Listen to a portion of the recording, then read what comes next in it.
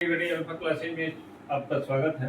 आज मैं P Y Q of continuity class 12 के बारे में बताने जा रहा हूँ। जो ये बहुत मोस्ट इंपॉर्टेंट क्वेश्चन है कि जो कि ऐसे क्वेश्चन बुक में आते रहते हैं सीबीएसई बुक। तो इसको ध्यान से देखिए। जैसे क्वेश्चन क्या है, what is the value of K for which F is continuous at X बराबर 0, यानी एक्स बराबर 0 पर कंटिन्यूअस है। तो देखिए कंटिन्यूअस है तो इसके लिए क्या है, यानी एलएचएल आरएचएल और फंक्शन का वैल्यू 0 पर जाए क्या होगा, इक्वल होगा। तो अब रहा कि यहाँ फंक्शन का वैल्यू यहाँ दिया e power 3x minus e power minus 5x by x if x not equal to 0। तो देखिए एलएचएल और आरएचएल के लिए यही फंक्शन रहेगा। नॉट इक्वल का मीनिंग है कि यही फंक्शन एलएचएल के लिए भी दिए, आरएचएल के लिए लेंगे। तो यहाँ एलएचएल आरएचएल नहीं निकाल करके डायरेक्ट लिमिट ले सकते हैं हम लोग। और यहाँ x बराबर 0 यानी f ऑफ 0 क्या है, की के बराबर है एक तरह से। तो अब देखिए यहाँ पर क्या है कि फंक्शन 0 पर कंटिन्यूअस है, तो इसके लिए क्या लेंगे, लिमिट x टेंडिंग टू 0 तो ले लेते हैं, लिमिट ही ले लेते हैं। एलएचएल आरएचएल करने की जरूरत नहीं है क्योंकि दोनों का वैल्यू सेम ही आएगा। तो देखिए limit x tend to 0 e power 3x function, इसको ध्यान से देखिए कैसे बनाना है, बाई x दिया हुआ। तब देखिए e पावर x का एक फॉर्मूला है जो कि लिमिट में ये याद रहना चाहिए, limit x tending to 0 e power x minus 1 by x के फॉर्मेट में इसको बनाना पड़ता है।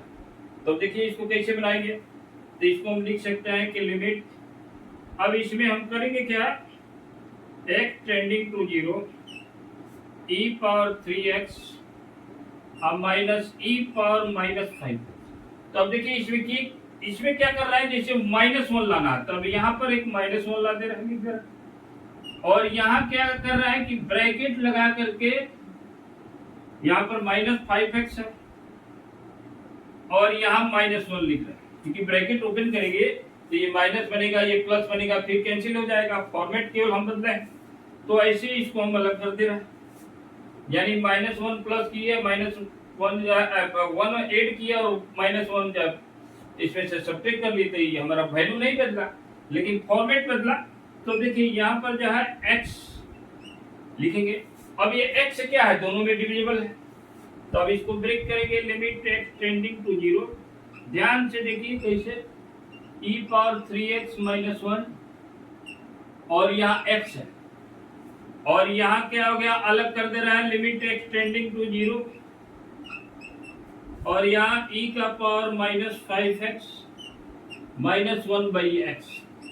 अब रहा कि देखिए यहाँ e पावर 3x है तो यहाँ 3 मल्टीप्लाई करना होगा क्योंकि ये 0 को ट्रीट करेगा और सेम होना चाहिए। जैसे 3x है तो यहाँ भी 3x होगा, तब जाकर के इसका वैल्यू 1 होगा। तो अब यहाँ 3 मल्टीप्लाई कर देते हैं और यहाँ 3 काउंटर के लिए मल्टीप्लाई कर देते हैं, यानी 3 ऊपर मल्टीप्लाई करेंगे, नीचे मल्टीप्लाई करेंगे, तो इसका वैल्यू क्या होगा, लिमिट के अनुसार जो है फॉर्मूला के अनुसार इसका वैल्यू 1 हो जाएगा। यहाँ भी क्या करेंगे, -5 यहाँ मल्टीप्लाई कर दे रहा है और यहाँ -5 मल्टीप्लाई कर दे रहा है ऊपर में काउंटर करने के लिए। तो इस तरह से इसका वैल्यू क्या हो गया, 1 हो गया और इसका वैल्यू 1 होगा, क्योंकि ये हमारा 3 एक्सटेंड कर रहा है 0 के। तो फॉर्मूला हमारा क्या है, limit x tending to 0 e power x minus 1 divided by x equal to 1। तो अब देखिए इसका वैल्यू क्या आ गया, ये 3 आ गया और ये -5 और ये माइनस है तो माइनस माइनस प्लस हो गया, यानी लिमिट का वैल्यू 8 आ गया। अब चूंकि कंटिन्यूअस है तो f ऑफ 0 क्या है, यानी कंटिन्यूअस है तो limit x tending to 0 fx हमारा क्या होगा, f ऑफ 0 के बराबर होगा। यानी कहने का मतलब कि हमारा कितना आ गया, 8 बराबर f ऑफ 0 कितना है, k के बराबर है, यानी यही आंसर आ गया, k बराबर 8। तो देखिए बहुत आसानी से बस फॉर्मूला याद रहना चाहिए, और ये अक्सर क्वेश्चन आते रहते हैं बोर्ड में और स्कूल के एग्जाम में भी, जितने